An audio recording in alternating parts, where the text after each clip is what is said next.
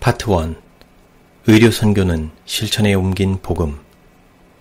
나는 참된 선교사가 된 모든 사람들, 셋째 천사의 기별을 믿는 모든 사람들, 안식일에 그들의 발을 금하는 모든 사람들에게 이사야 58장의 기별을 깊이 생각하라고 더 이상 강조할 수 없을 정도로 강조하는 바이다. 이 장에서 명령한 자선사업은 하나님께서 당신의 백성들에게 이 시대에 행하도록 요구하시는 사업이다. 그것은 그분께서 직접 지시하신 사업이다. 하나님의 백성들에게는 하나님을 사랑하는 모든 자들은 그분의 계명을 지킴으로써 그분의 표징을 가지고 있다는 것을 보여주어야 할 것이다. 그들은 길을 수축하여 거할 곳이 되게 하는 자들이다. 이것은 하나님의 백성들이 이 시대에 추진해야 할 봉사사업이다. 이 사업은 올바르게 이루어지기만 하면 교회의 풍성한 축복이 될 것이다. 증언보감 2권 503. 1. 나의 의료 선교 경험. 즐거움도 소망도 없던 신앙. 나는 불신자의 가정에서 태어나 어려서부터 교회를 다녔다. 그러나 사람을 따라 교회를 가고 사람을 따라 신앙을 했기에 나는 개인적으로 예수님을 아는 경험이 거의 없었다. 자연스럽게 형식적이고 율법적이고 교단주의적인 신앙에 안주하고 있었다. 그런 신앙 생활이 30여 년이 지나갔음에도 나에게는 근본적인 변화가 일어나지 않았다. 나를 죄에서 구원하러 오신 그 예수님을 나의 개인의 구주로 만나지 못했기 때문이다. 그러다 보니 신앙의 즐거움이 없었고 인생의 낙도 없었다. 늘 갈등 속에서 갈급한 영혼은 여기저기 신앙을 잘한다는 사람들을 찾아다녔고 집회에 참석도 하고 함께 성경 공부도 해보았다. 그러나 내가 진정으로 원하는 신앙은 찾지 못했다. 더 이상 이대로 교회를 다녀야 할지 말아야 할지 심각한 고민을 하고 있었다. 그러나 나의 모든 형편을 다 아시는 주님은 내가 기도하고 말씀을 보는 일을 그만두지 않도록 붙잡아 주셨다. 1986년 이른 봄 어느 날, 나는 개인 기도실에서 이사야 53장을 읽고 있었다. 그는 주 앞에서 자라나기를 연한 순 같고 마른 땅에서 나온 줄기 같아서 고운 모양도 없고 풍채도 없은즉 우리가 보기에 흠모할 만한 아름다운 것이 없도다. 그는 멸시를 받아 사람들에게 버림받았으며 간고를 많이 겪었으며 질고를 아는 자라. 마치 사람들이 그에게서 얼굴을 가리는 것 같이 멸시를 당하였고 우리도 그를 귀히 여기지 아니하였도다.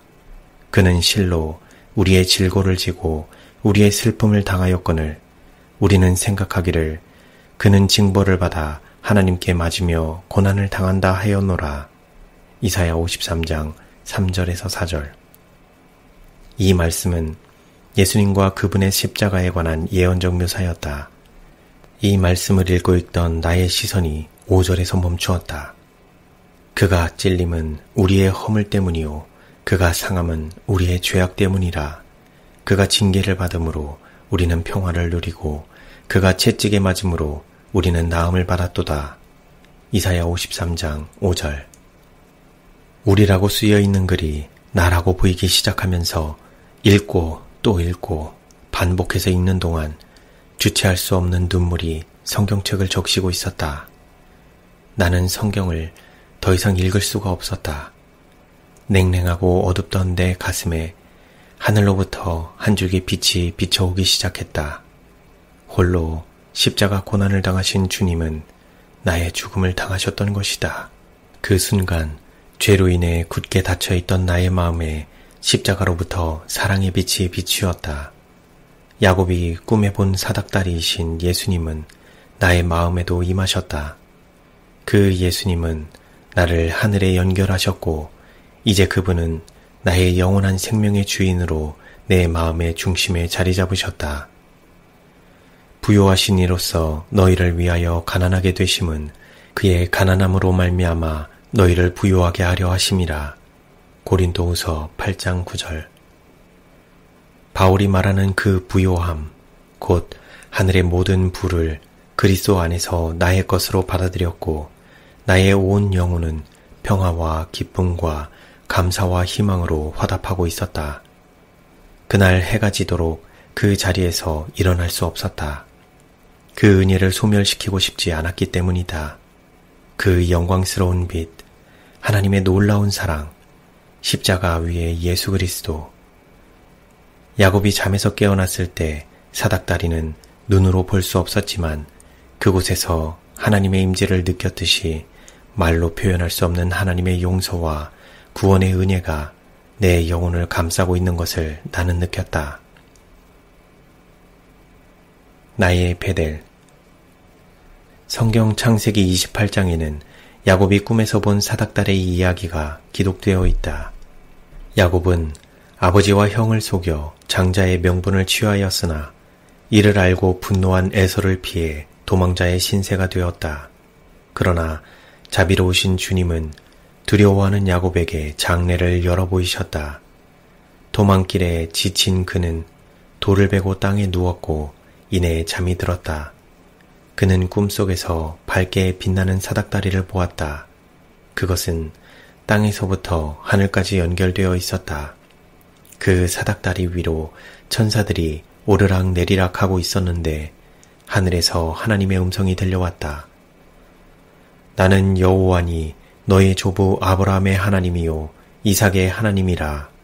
내가 너와 함께 있어 내가 어디로 가든지 너를 지키며 너를 이끌어 이 땅으로 돌아오게 할지라. 내가 내게 허락한 것을 다 이루기까지 너를 떠나지 아니하리라. 창세기 28장 13절에서 15절. 잠에서 깨어보니 그 빛나는 계시의 형상은 사라졌으나 눈에 보이지 않는 하나님의 임재를 느끼면서 야곱은 이렇게 외쳤다. 여호와께서 과연 여기 계시거늘 내가 알지 못하였도다. 이에 두려워하여 이르되 두렵도다 이곳이여. 이것은 다름 아닌 하나님의 집이요 이는 하늘의 문이로다. 창세기 28장 16절에서 17절. 야곱은 아침 일찍 일어나 자기가 베고 잤던 돌로 기둥을 세웠다. 그는 중요한 사건을 기념하는 고대 중근동의 풍습에 따라 그곳을 베델이라 칭하고 기념비를 세운 것이었다.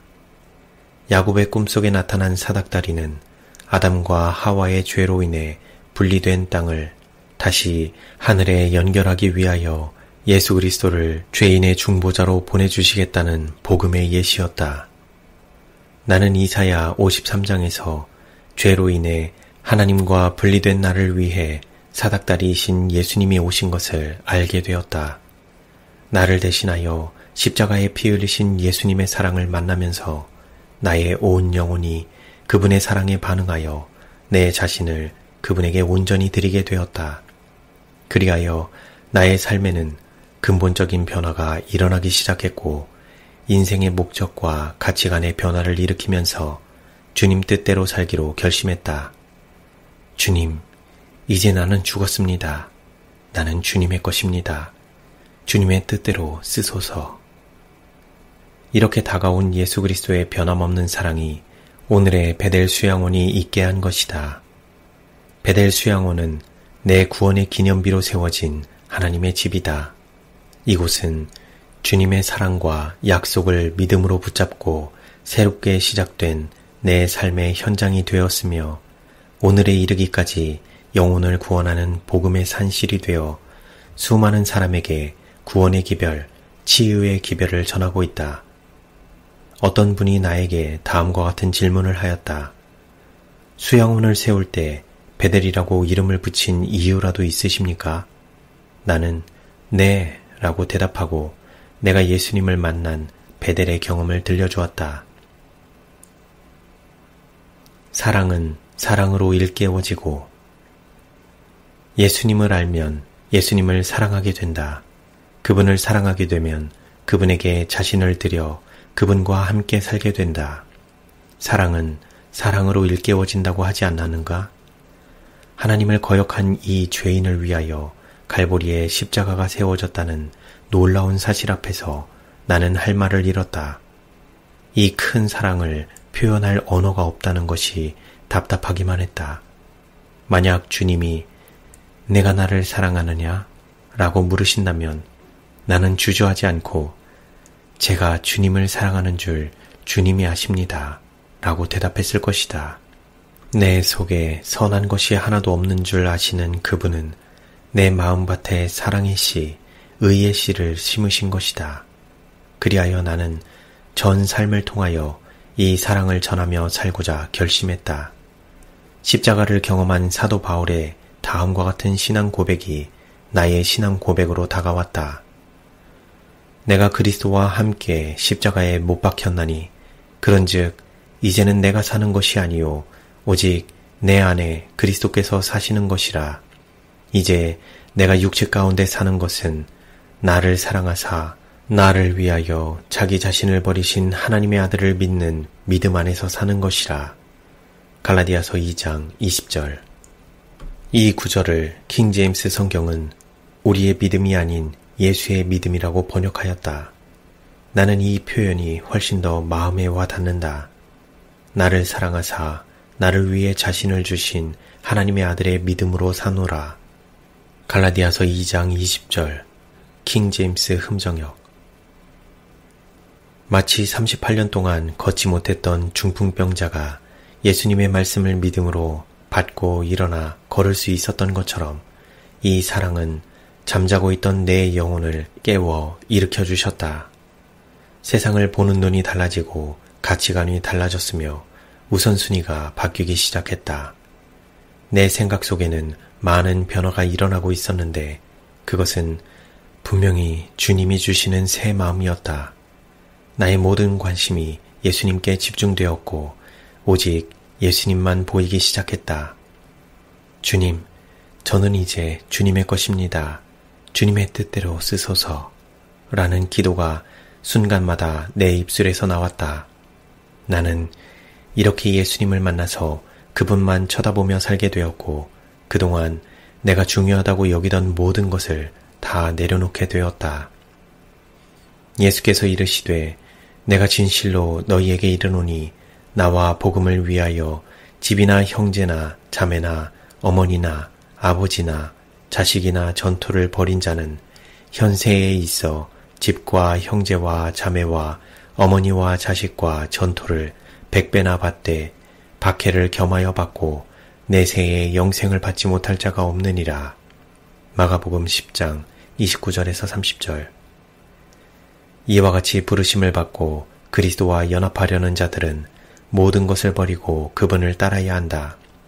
옛 친구와의 교제도 끊어야 하고 일생의 계획도 포기해야 하며 세상에 붙은 소망도 모두 버려야 한다. 고통과 눈물과 고독 속에 자신을 희생하면서 씨 뿌리는 일에 종사해야 한다. 실물교훈 36에서 37. 내가 예수님을 알기 이전에는 이런 말씀들을 읽을 때 어떻게 이렇게 살 수 있지? 예수님의 제자들이나 순교자들만 이렇게 살 수 있는 것 아닐까? 라고 생각하며 나와는 상관없는 말씀으로 여겼다. 그러나 예수님을 만난 그때부터 지금까지 이러한 말씀들이 나의 온 생애 속에서 이루어지고 있음을 안다. 예수님 안에 있는 천국의 가치를 발견하면 이 세상에 있는 모든 것을 다 기쁘게 포기할 수 있다. 천국은 마치 밭에 감추인 보화와 같으니 사람이 이를 발견한 후 숨겨두고 기뻐하며 돌아가서 자기의 소유를 다 팔아 그 밭을 사느니라. 또 천국은 마치 좋은 진주를 구하는 장사와 같으니 마태복음 13장 44절에서 45절. 올케가 보낸 환자. 이미 마음으로는 주님만을 위해 살고자 결심하였지만 무엇을 어떻게 해야 할지 몰라 성경에서 예수님의 생애를 연구하기 시작했다.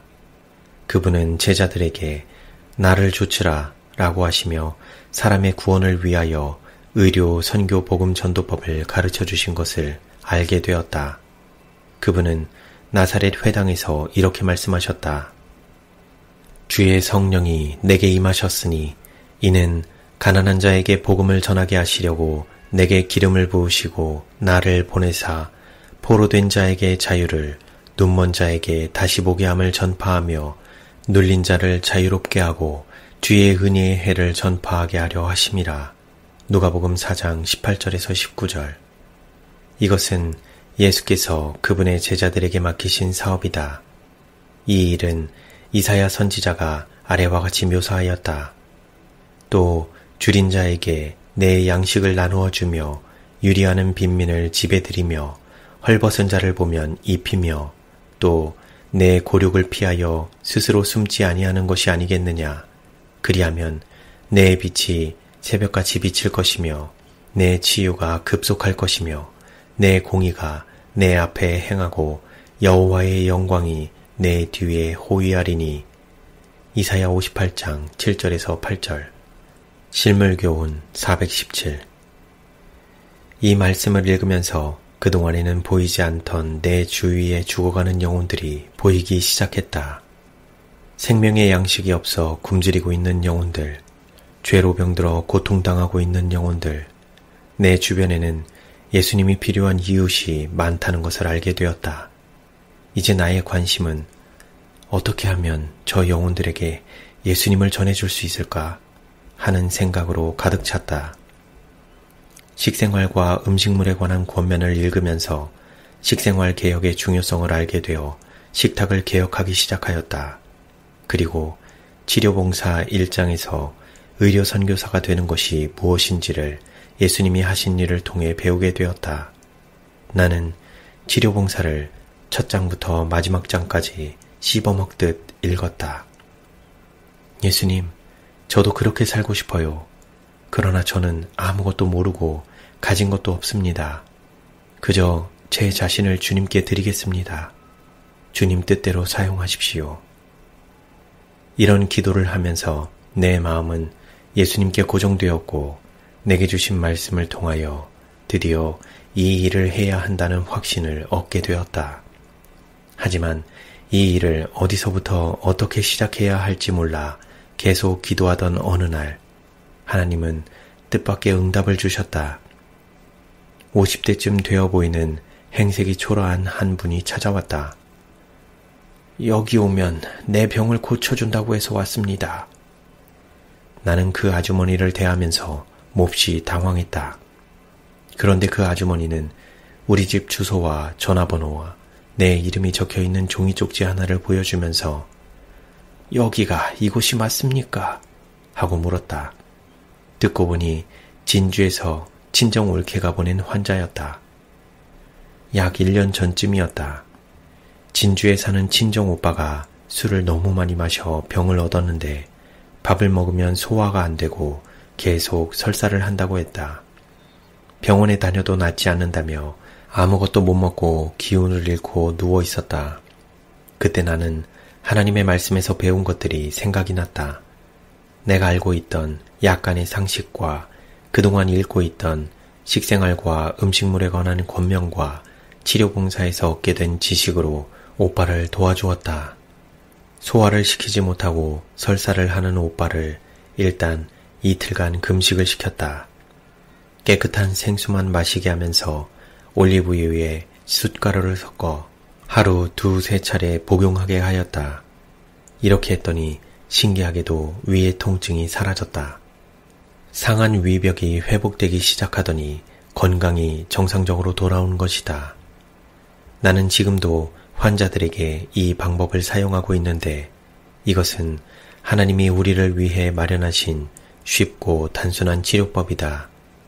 그때 그 일로 인해 친정 올케가 이 환자를 우리 집에 보낸 것이었다. 이 아주머니는 일찍이 남편을 잃고 치매에 걸린 팔순의 시어머니를 모시고 자식들의 뒷바라지를 위해 시장에서 채소 장사를 하며 하루하루를 살아가는 분이었다.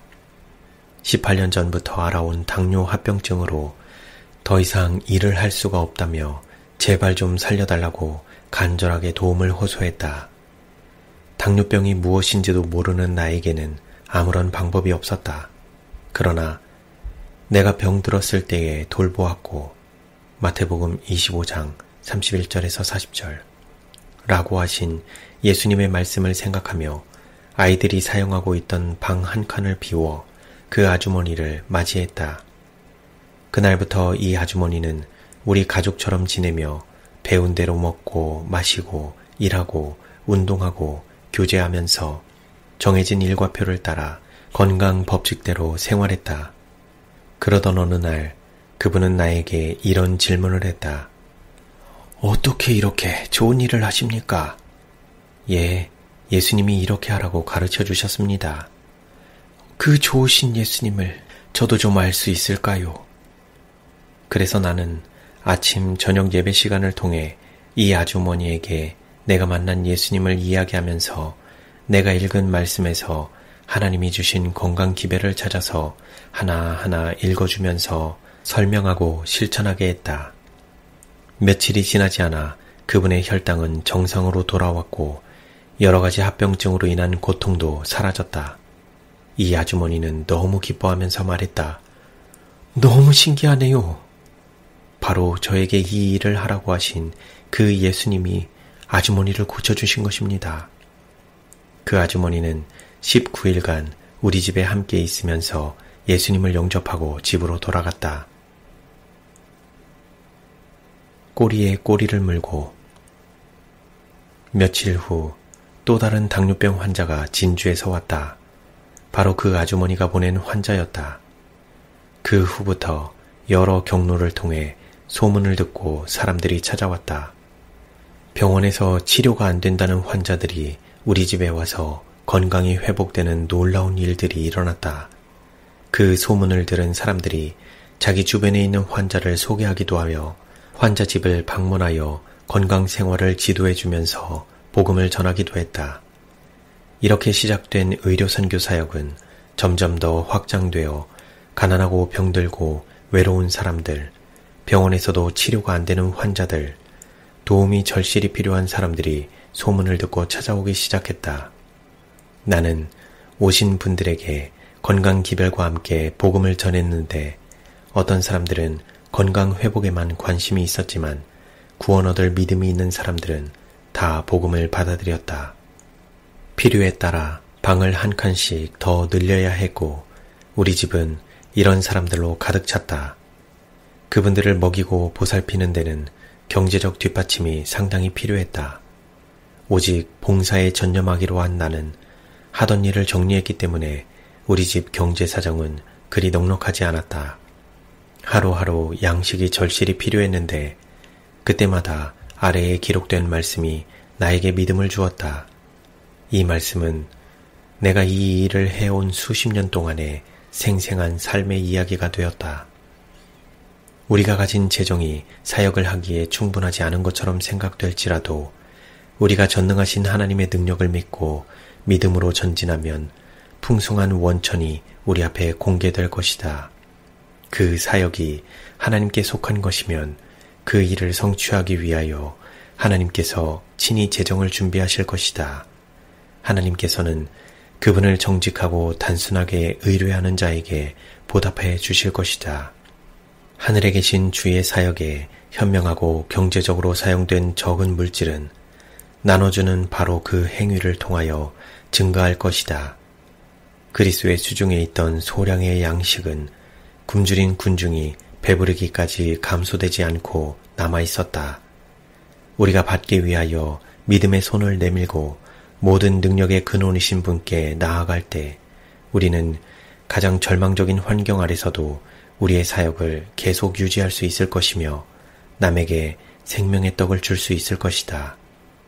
시대의 소망 371. 그렇게 해도 운영이 됩니까? 배대를 찾는 분이면 누구나 여긴 한 달 요양비가 얼마입니까? 하고 묻는다.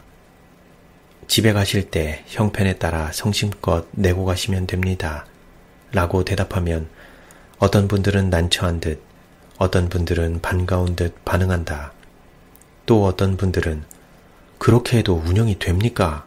하면서 걱정스러운 표정을 짓기도 한다. 그러나 일정한 요양비 부담을 느끼지 않고 은혜 가운데서 요양 생활을 하다가 집으로 갈 때에는 각자의 형편에 따라 이 사업이 계속 이어질 수 있도록 주고 간다.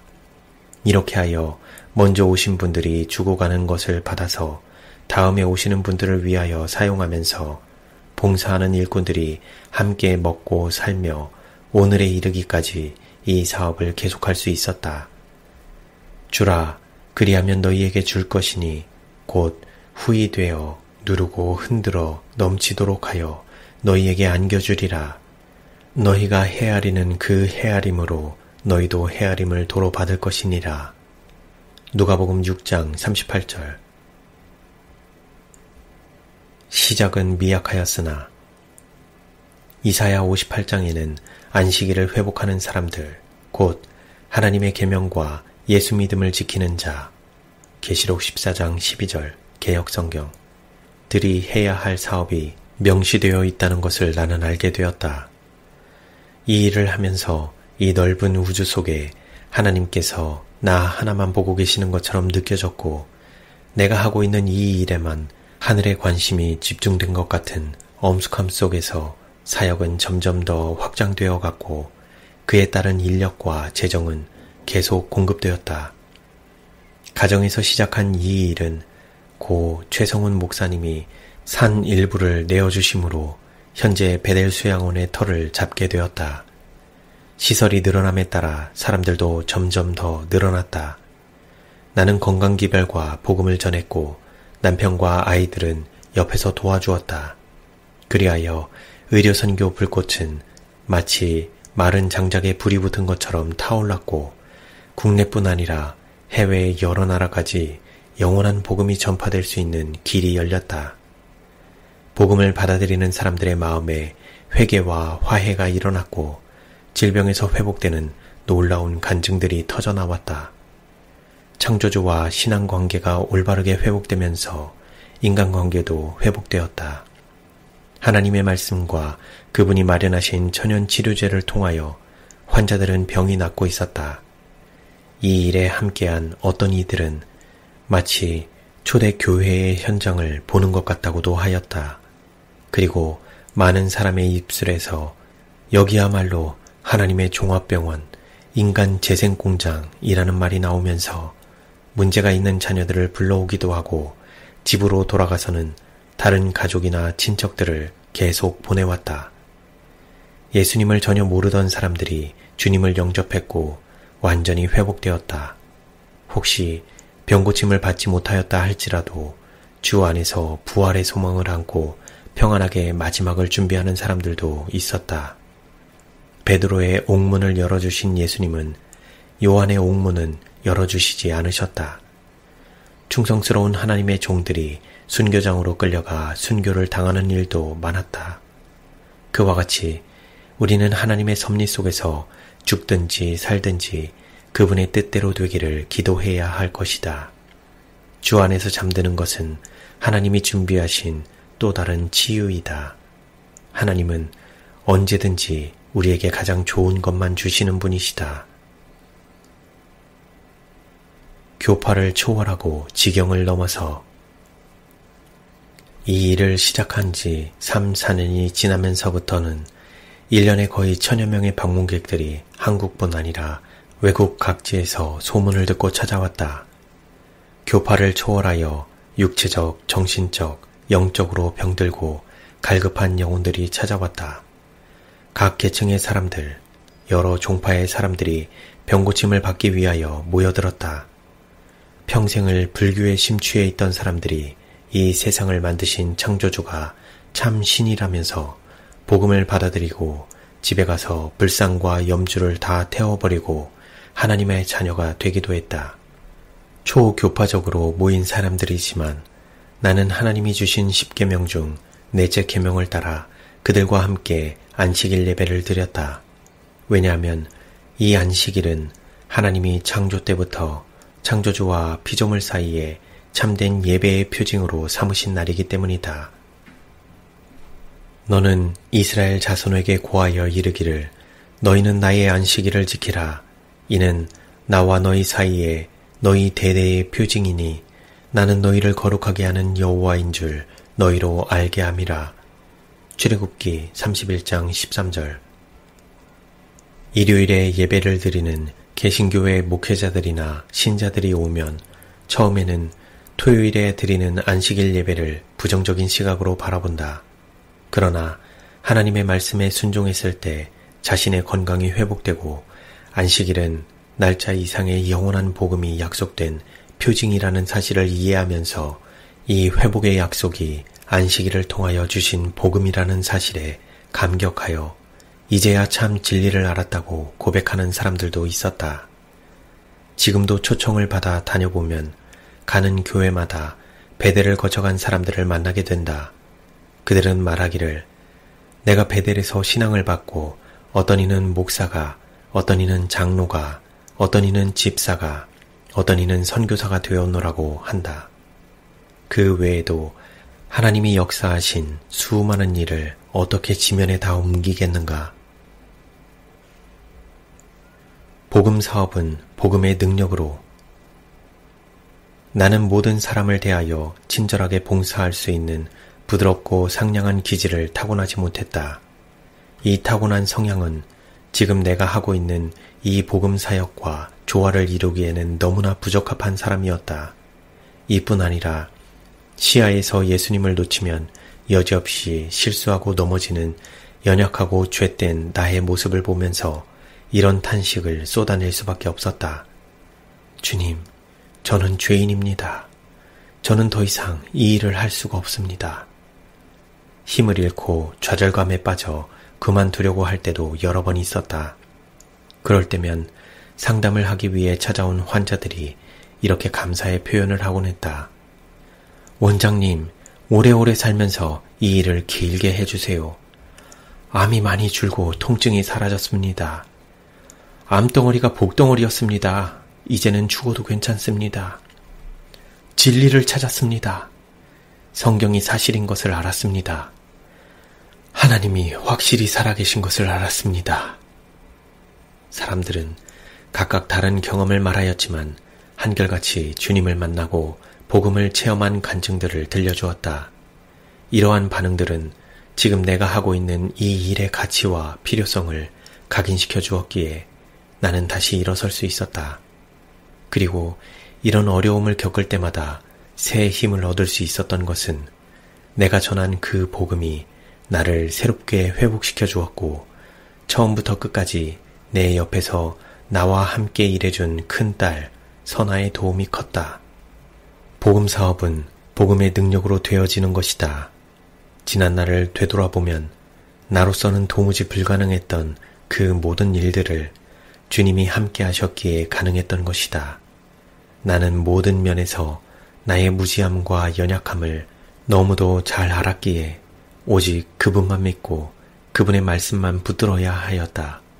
그렇게 할 때에 하나님의 말씀이 현실이 되게 하셨다.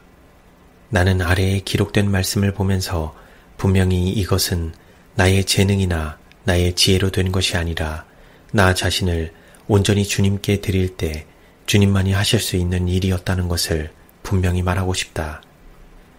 그 모든 일에 우리가 해야 할 역할이 있지만 하나님의 능력이 우리와 함께 하시지 아니하면 우리의 온갖 노력은 허사로 돌아가고 말 것이다. 사람이 영적인 일이거나 세속적인 일이거나 어떤 것을 성취하였다면 그것은 그를 지으신 창조주와 협력함으로 이루어졌다는 사실을 잊어서는 안 된다. 우리는 모든 일에 하나님을 의지해야 한다는 것을 인식할 필요가 있다. 우리는 사람을 너무 신뢰하고 사람의 꾀를 지나치게 의뢰한다. 그러면서 하나님이 주시려는 능력에 관해서는 너무도 적게 신뢰한다. 우리는 하나님의 동역자들이다. 인간 대리자가 맡은 역할이 말할 수 없이 미약하지만 그리스도의 신성과 연결된다면 그는 그리스도가 주시는 능력을 통하여 모든 것을 할 수 있다. 실물교훈 82. 나는 날마다 말씀을 연구하는 가운데서 내가 해야 할 일을 배우게 되었다. 어느 시대에나 복음이 전파되는 곳에는 건강기별이 전파되었고 환자들이 병고침을 받았다는 사실을 알게 되었다. 예수께서 온 갈릴리에 두루 다니사 그들의 회당에서 가르치시며 천국 복음을 전파하시며 백성 중의 모든 병과 모든 약한 것을 고치시니 그의 소문이 온 수리아에 퍼진지라. 사람들이 모든 앓는 자, 곧 각종 병에 걸려서 고통당하는 자, 귀신 들린 자, 간질하는 자, 중풍병자들을 데려오니 그들을 고치시더라. 마태복음 4장 23절에서 24절. 복음은 어느 모로나 건강개혁을 포함한다. 건강개혁은 셋째 천사의 기별을 선포하는데 더욱 뛰어나야 한다. 건강개혁의 원칙은 하나님의 말씀에서 발견된다. 건강의 복음은 말씀의 복음과 굳게 연결되어야 한다. 건강개혁에 회복시키는 감화가 복음 기별을 전파하기 위한 최후의 노력 중 일부가 되는 것이 주님의 계획이시다. 복음 사업과 완전히 그리고 철저히 연합함으로 건강개혁 사업은 하나님께서 주신 그 능력을 드러낼 것이다. 복음의 감화 아래서 의료선교 사업으로 말미암아 일대의 개혁들이 이루어질 것이다. 그러나 복음에서 분리된 의료선교 사업은 불구가 될 것이다. 식생활과 음식물에 관한 권면 75. 이러한 말씀들은 현재 하고 있는 이 일에 인을 쳐 주었기 때문에 확신과 용기를 얻었다. 예수님은 그분의 영역에서 모든 일을 하셨고 나는 내게 주신 영역 안에서 하면 되는 것이었다. 그렇게 했을 때 이 사역은 오늘에 이르기까지 멈추지 않고 진행되었고 예수님의 재림 때까지 멈추지 말아야 하는 사역임을 알게 되었다. 이 인용문 외에도 의료선교 사업의 중요성에 관하여 분명한 증언이 있다. 참된 의료선교 사업은 실천에 옮긴 복음이며 참된 교육은 의료선교 사업을 위한 훈련이다 라고 하였다. 내가 처음 이 일을 시작할 때에는 단지 말씀에 따라 시골로 이사하였고 주님이 기뻐하시는 일을 하면서 에녹처럼 살고 싶었던 것에 불과하였다. 나를 구원하신 주님이 다른 사람들에게도 구주가 되신다는 사실을 사람들에게 가르쳐주고 싶었을 뿐이다. 그런데 그 미약한 시작이 의료선교 사업으로 발전하여 오늘과 같이 국내외적으로 수천 수만의 사람에게 새천사의 기별을 증거하게 될 줄은 전혀 생각지 못하였다. 내 길을 여호와께 맡기라. 그를 의지하면 그가 이루시고 내 의를 빛같이 나타내시며 내 공의를 정오의 빛같이 하시리로다. 시편 37편 5절에서 6절. 실명이라니. 40대 후반쯤 되었을 무렵 사람들이 나에 대해 불평을 하는 말을 듣게 되었다. 최차순 집사는 인사를 해도 받지 않더라. 어떻게 못 본 척하는 거지? 손을 내미는데도 악수하지 않는다. 얼마나 냉정한지 몰라. 참으로 많은 오해가 일고 있었다. 그제야 나는 내 시력에 문제가 생긴 것을 알게 되었다. 안과를 찾아갔더니 단번에 의사는 내 눈의 문제를 이야기했다. 시야가 아주 좁아졌습니다. 생활하는데 불편이 많았을 텐데요.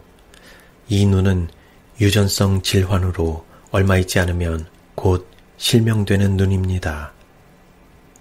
나는 아버지로부터 망막 색소 변성증이란 유전병을 받고 태어났다. 이 병은 시신경의 퇴화로 결국 시력을 잃게 되는 병이라고 하는데 나는 내게 이런 병이 있다는 것을 모르고 살아왔다. 의사의 말을 듣고 나는 감당하기 힘든 충격을 받았다. 원래 시력은 좋지 않았지만 시력의 문제라고만 생각했지 실명은 꿈에도 생각해보지 못했던 것이다. 실명이 되면 어떻게 살아갈 것인가? 눈이 점점 어두워져 갈 때 나는 하나님께 이렇게 기도했다. 하나님, 제가 세상을 보지 못하는 것은 괜찮지만 하나님의 말씀을 보지 못하고 산다면 내 영혼이 점점 시들어 죽을 것입니다. 나의 시력을 끝내실 때에는 나의 목숨도 함께 끝내주세요. 정말 나는 그렇게 해주시기를 원했다. 그러나 하나님은 그렇게 하시지 않았다. 오히려 나의 영혼을 살게 하는 더 좋은 시력을 준비하고 계셨던 것이다. 앞을 볼 수 없으니 그동안 해오던 바쁜 일들이 다 없어졌다. 하나님의 말씀을 읽을 수는 없지만 마침 들을 수 있는 기구가 있어서 이제는 말씀을 듣고 더 깊이 묵상할 수 있는 시간이 많아졌다. 그리하여 지금까지 깨닫지 못했던 진리를 점점 더 깊이 깨닫게 하신다. 내 눈앞에 세상 사물들이 사라지면서 지금 나는 하늘과 가장 가까운 시간을 보내고 있다. 영으로만 볼 수 있는 그 세계를 말씀을 통하여 끊임없이 보게 되어 오히려 내 영혼이 이전보다 더 생기를 얻고 주님과 더욱 가까운 교제를 하고 있다. 여호와의 계명은 순결하여 눈을 밝게 하도다. 시편 19편 8절. 누가 베델을 이어갈 것인가? 베델 수양원은 이곳을 다녀간 많은 사람들이 애정과 관심을 두는 곳이다. 부지를 구입하고 건물을 확장하는 일에도 그분들의 기도와 헌신이 담겨 있다. 이곳에서 복음이 전파되고 있는 것 때문에 하나님의 사업에 연합하는 마음으로 참여하였던 것이다. 그러므로 내가 시력을 잃었다고 해서 이 사업을 중단할 수는 없는 일이었다. 또한 이곳이 다른 목적으로 사용되어서도 안 될 것이었다. 누가 이 사업을 이어갈 것인가? 생각하며 이 일을 이어서 일할 사람을 보내달라고 하나님께 기도하고 있었다. 그러던 중 한 젊은 선교사를 만나게 되었다. 이 젊은이에게서 앞으로 한국을 중심으로 하여 여러 나라의 건강 기별과 세천사의 기별을 세상에 전하고자 하는 비전을 보게 되었는데 나 역시 같은 관심을 가지고 있었기에 정말 반가웠다. 그리하여 베델 수양원을 그 선교사를 중심으로 구성된 선교회에 넘겨주게 되었다. 2019년 10월에 나는 큰딸이 살고 있는 충북 보은으로 이사를 했다. 그러나 현재 나는 베델의 현장에서는 떠나왔으나 여전히 명예원장으로 일을 하고 있다.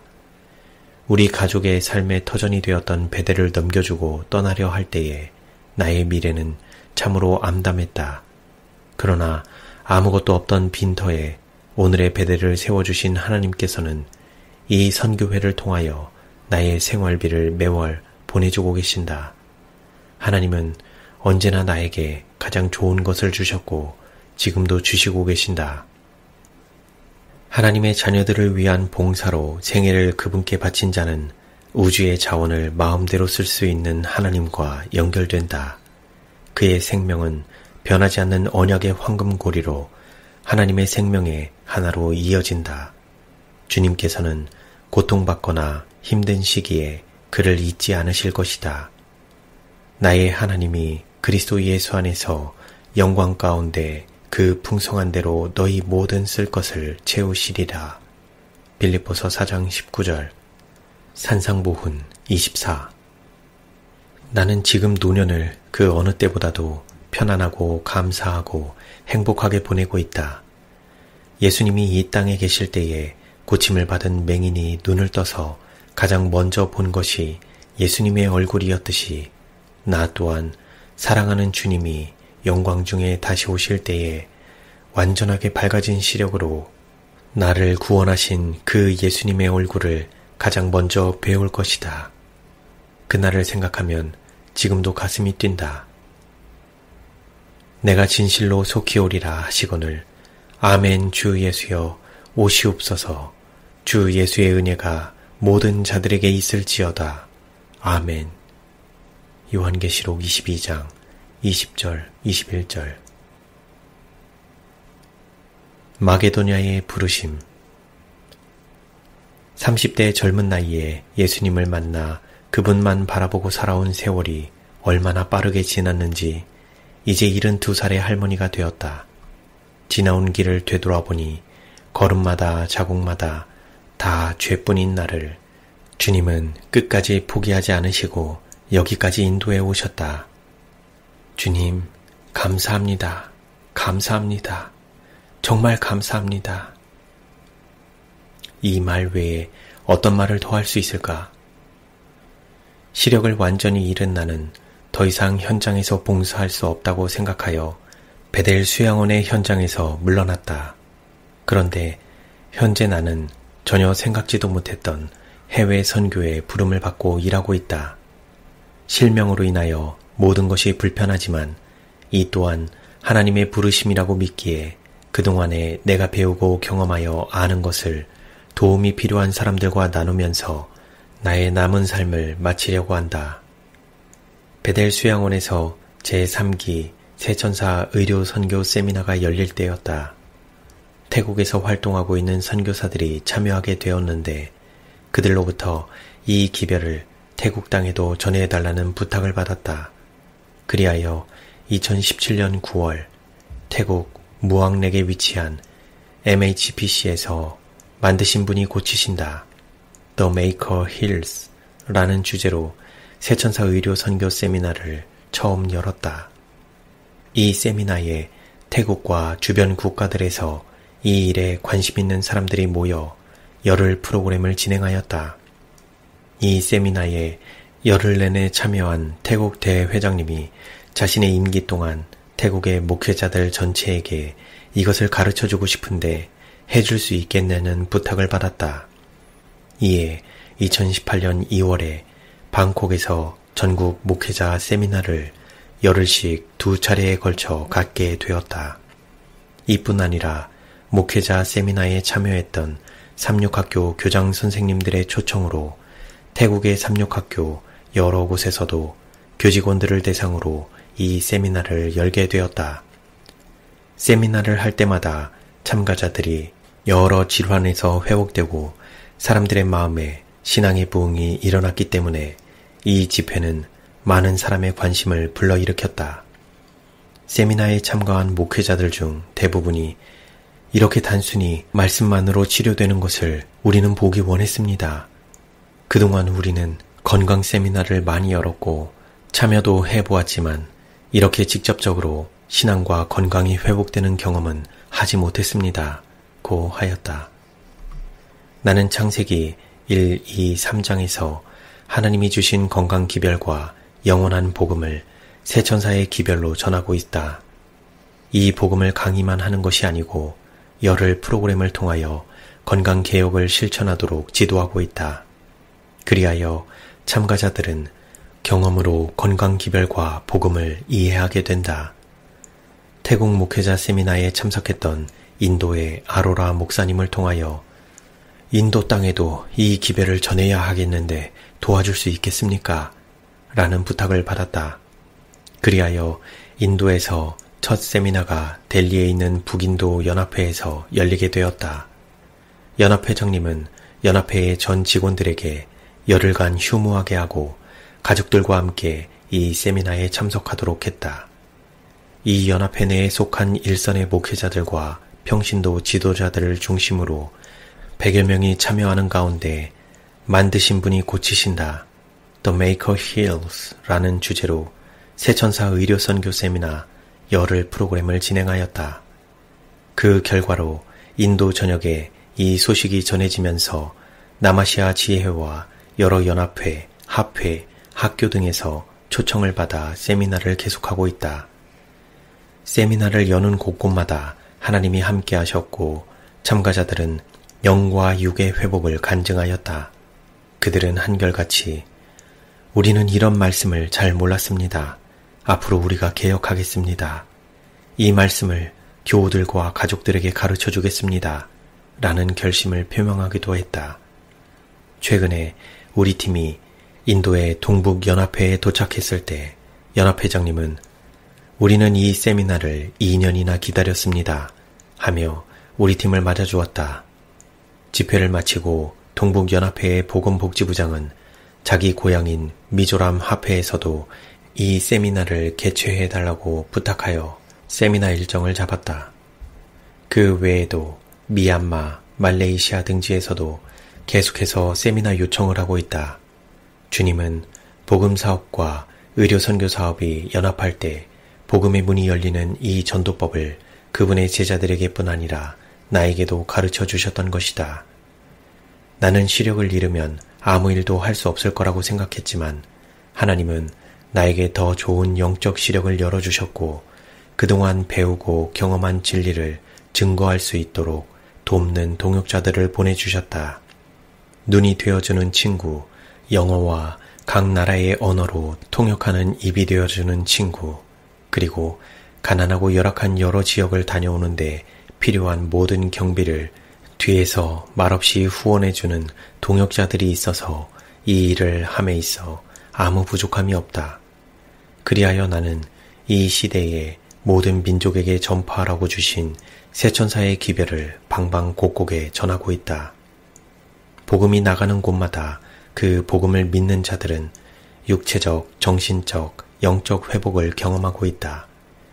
이들이 증인이 되어 이 복음의 소식은 인도와 동남아 여러 지역에 퍼지고 있는 것을 본다. 하나님은 새천사의 기별과 건강 기별이 하나님의 복음으로 전파되기를 원하신다.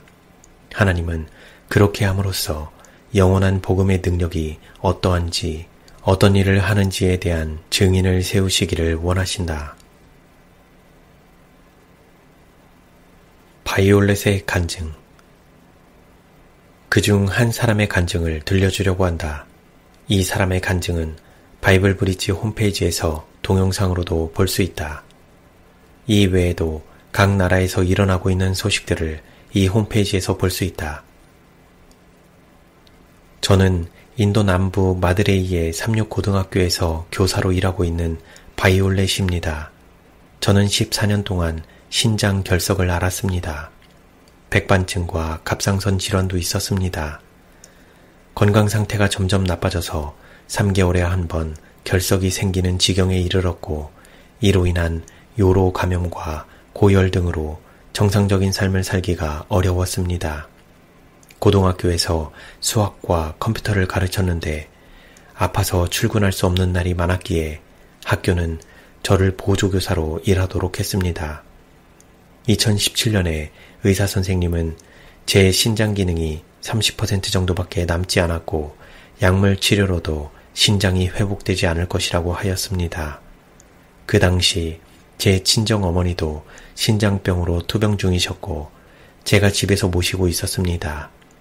어머니와 저는 둘 다 곧 죽을 것이라고 생각했습니다. 결국 어머니는 돌아가셨고 저는 여전히 건강이 회복되지 않은 채 고생을 하고 있었습니다. 그러던 중 2018년 11월에 델리에서 의사 고시를 준비하고 있던 큰아들 잭슨이 북인도 연합회에서 개최된 The Maker Heals, 만드신 분이 고치신다 열흘 세미나에 참석하게 되었고 제게 전화를 걸어서 제 병이 나을 수 있을 거라며 바로 비행기표를 구해서 오라고 하였습니다.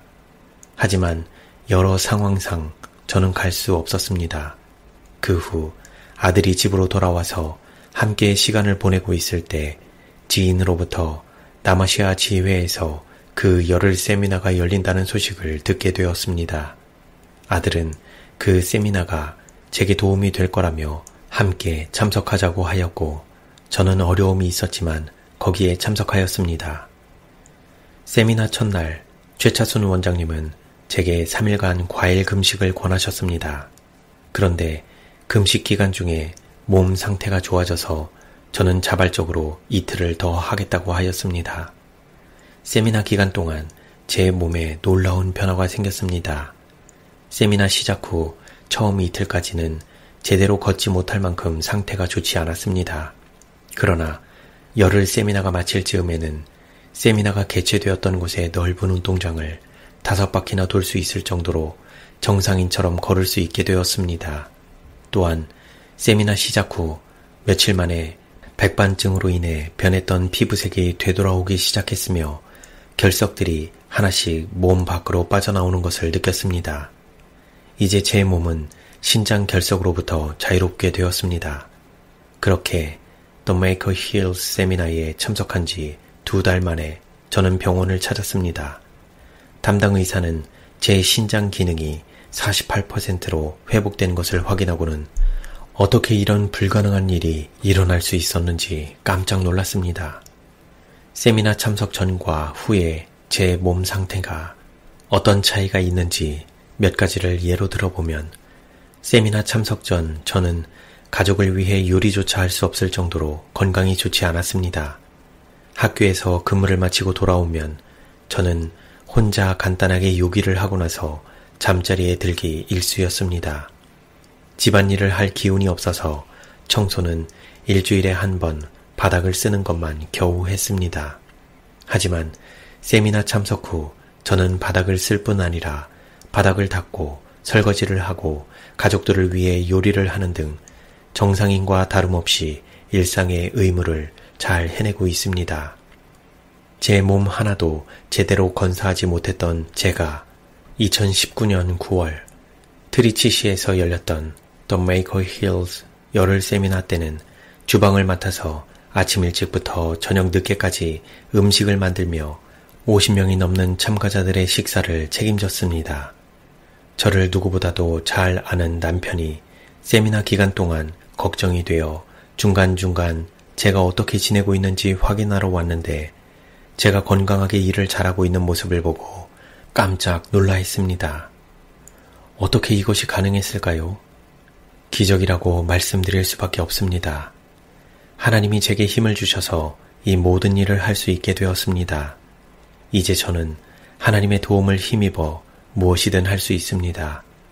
이처럼 저는 세미나에 참석하면서 육체적 질병으로부터 자유롭게 되었습니다. 하지만 더 중요한 것은 영적인 변화입니다.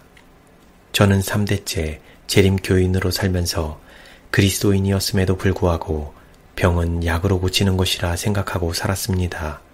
하지만 약으로도 제 건강 상태는 나아지지 않았고 제 영적 성장에도 진전이 없었습니다.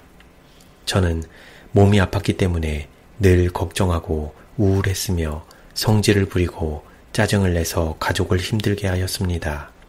하지만 세미나 기간 동안 하나님은 제 마음에 역사하셨고 제 삶의 방식을 바꾸셨습니다. 저는 모두를 사랑하게 되었습니다. 저의 변화된 모습에 제 가족도 행복해졌고 가족 간의 사이가 더 가까워졌습니다. 무엇보다도 저는 하나님과 더욱 친밀한 관계를 맺고 있습니다. 하나님은 매일 제 마음속에 말씀하십니다. 가족에게 무엇을 요리해 주어야 할지, 다른 사람에게 어떻게 말해야 할지 등 소소한 것들까지 저는 하나님과 대화를 나눕니다. 누군가 기분이 좋지 않고 화가 나 있을 때 같이 화내지 않고 조용히 기다리도록 해주십니다. 하나님이 제 품성을 바꾸셨습니다. 제가 오늘 건강하게 살아있는 것은 하나님이 제게 살 기회를 주셨기 때문입니다. 하나님은 제가 살아있는 증인으로서 그분을 증거하기를 바라신다고 믿습니다. 그래서 저는 제 경험을 동료, 교사 및 직원들 그리고 학생들과 나누고 있습니다. 제가 학교에서 고학년 수학과 컴퓨터를 가르치지 못하게 되었던 것도 하나님의 섭리였습니다. 왜냐하면 하나님이 제게 그분의 말씀인 성경을 통해 창조주 하나님을 전할 수 있게 하셨기 때문입니다. 현재 저는 중학교 2학년부터 고등학교 2학년의 학생들에게 성경을 가르치고 있습니다. 제 삶이 학생들에게 감화를 끼치고 있습니다. 매일 저는 그들에게 무엇을 먹고 어떻게 먹어야 하는지 가르쳐 줍니다. 매일 학생들은 제가 싸온 점심 도시락을 맛봅니다. 제가 건강식으로 요리한 음식에 깊은 인상을 받고 그들도 저처럼 하겠다고 말합니다.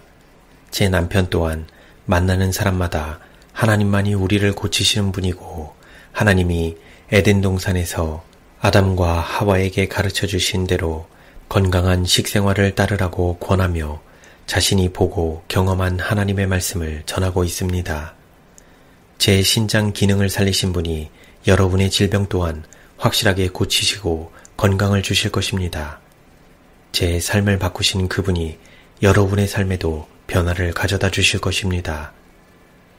베델 수양원은 나를 새천사의 기별을 증거하도록 교육한 학교였으며 예수님은 나에게 개인적으로 진리를 가르치신 최고의 교사이셨다.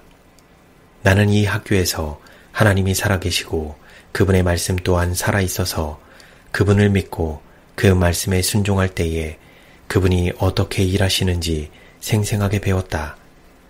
이 소중한 복음을 나 혼자 누리다가 끝낼 수는 없다는 생각에서 현재 국내외에서 열고 있는 세천사 의료선교 세미나를 시작하게 된 것이다.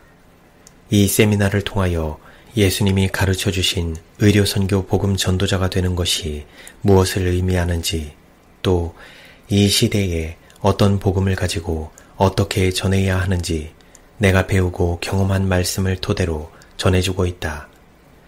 하나님의 말씀은 어두운 밤길을 비추는 등불처럼 예수님을 따라가려는 나의 길을 비추어 오늘에 이르게 하였다. 시간이 지나면서 더 깊어지고 더 밝아진 진리 앞에 나 자신을 비추어 보면 주님, 저는 형편없는 죄인입니다. 라는 말 외엔 할 말이 없다. 내가 그 큰 구원을 얻는다면 그것은 오직 내 죄를 지고 십자가에 죽으신 주님의 은혜를 너무도 확실한 복음으로 간직하고 있기 때문일 것이다. 오늘의 나를 있게 해주신 하나님을 찬양합니다.